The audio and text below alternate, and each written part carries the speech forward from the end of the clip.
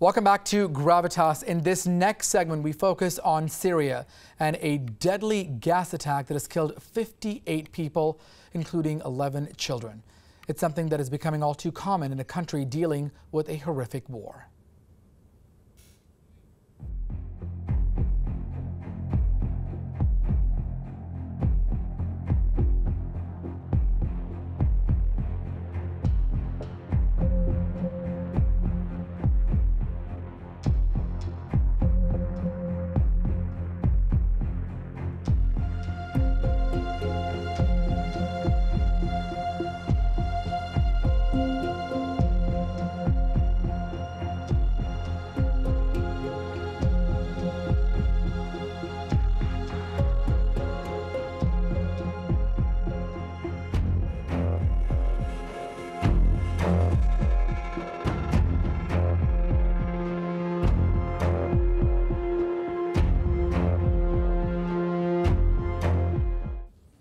Just horrific pictures, just very difficult images to digest there.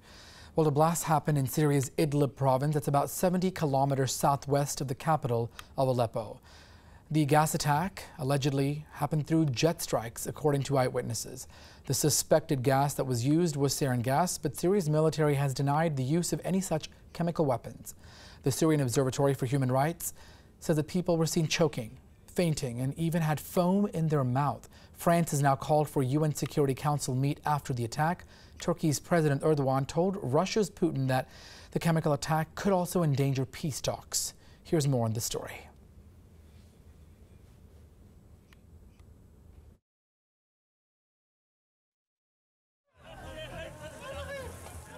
The Syrian civil war has seen some of the worst atrocities committed by all sides to the conflict. Tuesday saw another addition to these atrocities, a gas attack which has killed scores of people.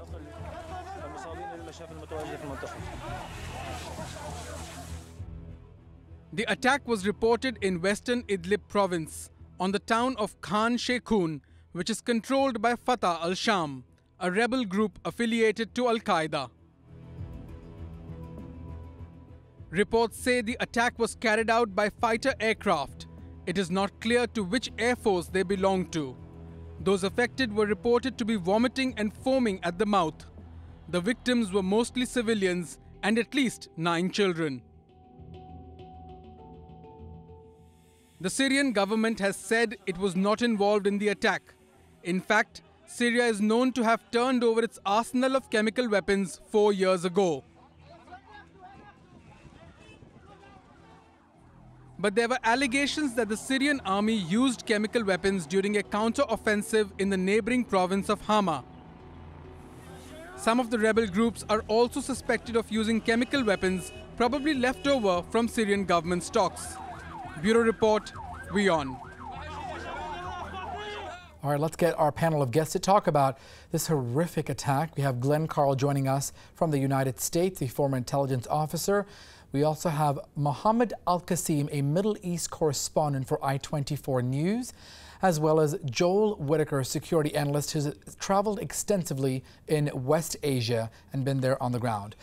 Let me first start with Mohammed. Mohammed, we've seen those pictures and they're just really hard to digest. I mean, at this point, how difficult are these images and how is this, is there sort of an end to the people of Syria dealing with this ongoing civil war? I mean, it was just very difficult to see those pictures. You're absolutely correct. These are very gruesome and very difficult pictures and videos to look at.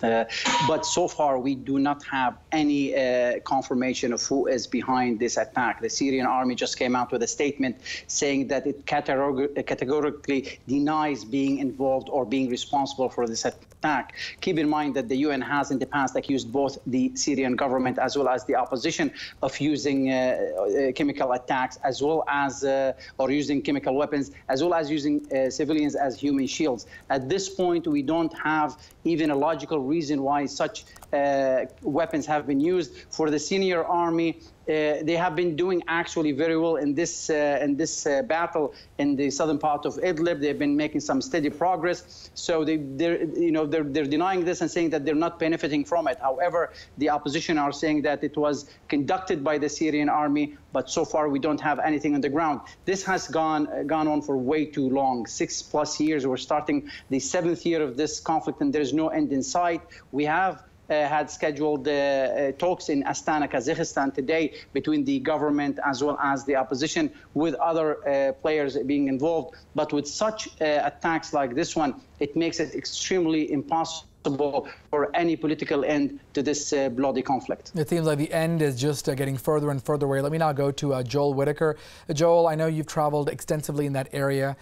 Give me a sense of what it's like sort of being there on the ground, and then we see these things, and I mean, how difficult is it there for the people of Syria?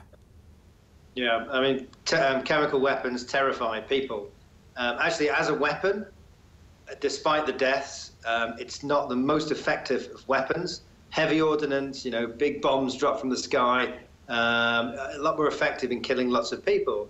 But chemical weapons have that terrible means of terrifying a population, even though the death toll is never that high. Although that said, 50+ people is a very high death toll. And so it causes mass fear, mass panic on the ground. It's always tough to actually establish on the ground what the chemical is, and if indeed it really was a chemical that was dropped. Because often when chemicals are dropped, they're also burnt up in the explosive device that can disseminate it at times. So it's tough to actually verify if it was a chemical that was dropped. And then, of course, to get sort of people in from the UN, weapons inspectors in to check out the area to test if it was actually a chemical weapon. Again, that's always incredibly tough because the area it's an incredibly hostile area. So access there could be an issue too. All right, let me go to Glenn Carl right now. Glenn, with regards to sort of what needs to happen, you know, in your thoughts, we've seen the ongoing, it's not the first time we've seen something like this. Every time we see these pictures, these images, it is heartbreaking. But at this point, these things just make the situation go from bad to worse. Is there really an end in sight, and what needs to happen? Goodness. Well, if I had the answers, then I would win the Nobel Prize, I think, but no one has come up with them. But that said, there is a clear trend. There's a significant shift by the Trump administration to put this specific event in what seems to be the larger context of de facto now, even formally, aligning itself with Bashar al-Assad as the solution, and the Russians. The American position has been that Assad must go and the jihadists must go, and there has to be some other moderate, relatively speaking, force. The problem is that there hasn't been one. Now, Trump is aligning us really with Assad as the solution, because claims Trump, the issue is radical Islamic terrorism. So anybody is better, or anything is better than that. That is what seems to be happening in the large sense. Why anyone would use chemical weapons at this moment, it's as mysterious so far, or as unknown, I think, as actually who did it or what the chemicals were, as Joel just said. Assad used them before, out of desperation. The Islamicists or the jihadists, I think, for the same reason. Now that the Assad regime is somewhat in the ascendancy and the jihadists, ISIS, are on the ropes, it doesn't make a lot of sense. It's hard to say why one would do this now. And not to engage in conspiracy theories, but right. We do know that on occasion there are actions taken that are attributed to one party, which were actually initiated by another to discredit them. I don't think that that's beyond the realm of possibility, but I'm sitting here half a world away speculating. We do not know. Well, let's actually talk about some of these chemical weapons. You know, they're deliberately weaponized chemical agents. They come in the form of gas or liquid. They're used to typically kill human beings. They've been around for decades. They were formerly outlawed after widespread carnage, in fact, during the Second World War. The United States was, in fact, among the first countries that dumped large amounts of chemical weapons into the oceans. Broadly speaking, there are three kinds of chemical agents: blood agents that act by preventing the absorption of oxygen by humans. Another kind are choking agents, which are absorbed through the skin and lead to fluid buildup in the lungs, and that can also cause choking and even death. Then there are also chlorine gas. Good examples of this kind of a chemical agent. Nerve agents act by causing muscle paralysis and multi-organ failure. Sarin gas, the one that is suspected in this attack, is one such chemical weapon. So certainly a lot of them have very similar, if you'd like to call it, effects on humans, but the extent or which one is used, well, I guess that is up to the perpetrator or the attacker in each situation. Let me go back to Mohammed with regards to that. We saw those pictures. We saw people, from what we could tell, I think they were being hosed down by with some water. How much, if that really will help? I mean, is that just sort of to neutralize the situation, assess how badly it was? I mean, even hearing things like foam coming out of their mouth and choking, I mean, that certainly, even for doctors and paramedics there on the ground, must be quite a difficult situation to grasp. Mohammed? Extremely. I'm not sure how much water would help. It's basically to wash off any residues of this chemical agent stuck to the skin, but also to wash off the eyes and the nozzles and so forth. I'm not really familiar or an expert on chemical weapons or chemical agents, but I know from whatever I know that water is the best way to cleanse the area immediately until the medical treatment is there. So that's why I think water is being used. But to go back to why this chemical weapon was used today and who's behind it, again, it defies logic that the Syrian government is behind it. I'm not defending the Syrian regime by any means, but at the same time, it's important to state the facts, and it's important to say that based on the situation on the ground, it logically or rationally doesn't make any sense for the government forces to go about this attack. We just heard from U.S. Secretary of State Rex Tillerson when he was in Turkey a few days ago, saying that the fate of Bashar al-Assad will be left to the Syrian people. It's not a military solution to that would be sought by the U.S. in Syria. We've heard it also from Nikki Haley, the U.S. UN ambassador at the UN. So we've seen signs that pressure on President Bashar al-Assad is actually decreasing. And also there is Russia and Iran and those allies who have stood very strongly behind President Bashar al-Assad. And again, the Syrian army has been making some progress here and there in Syria. The fight is continuing. But keep in mind that even the rebels in that region or that territory in Syria, they've been fighting among themselves, not only unified against the Syrian army. Let me go to Joel with regards to this. Joel, in terms of how this is being played out with regards to this, we saw what France is now saying. We also saw what Turkey, as Erdogan is saying with regards to this, making the situation there much more complicated to deal with this. In fact, Turkey's President Erdogan told Russia's Putin that this could endanger peace talks. And then we saw France basically now calling for a UN Security Council meet after this gas attack. I mean, in terms of how is this all being played out in Europe? Joel? Yeah, I mean, the situation on the ground is so complex between all the different main players that are involved, and then on the ground with some of the rebels and all the different warring factions that, as your last guest just mentioned. It's a very complex situation with those two. It's tough to know how this situation is ever going to end in Syria. The one thing we do know is that just about everybody wants it to end. It's expensive for the big powers to keep putting in heavy ordnance, to keep flying jets. If you look at the US and their latest involvement in eastern Syria, another 500 Marines have gone in to back up a heavy artillery unit. That's a lot of money. And we're liable to see deaths, I suppose, a lot smaller than what we've seen in already from the conflict, from players like the US who are getting more and more involved. And so nobody really wants this thing to go on any longer. So it really is a mystery as to who would have fired chemical weapons at this point. And I'm very surprised if we ever find out who did it, because of the complexities on the ground, because of the complexities of finding out what the chemical was, and therefore trying to trace it back. Incredibly difficult task. Let me now go to Glenn with regards to this. We got the European perspective. We heard from somebody in West Asia as well, our correspondent there. But how is this playing out in the U.S. media? The UN has even asked to probe the alleged chemical attack. Certainly, we heard from Joel. It's an expensive situation, not just in terms of money, but human lives. Glenn.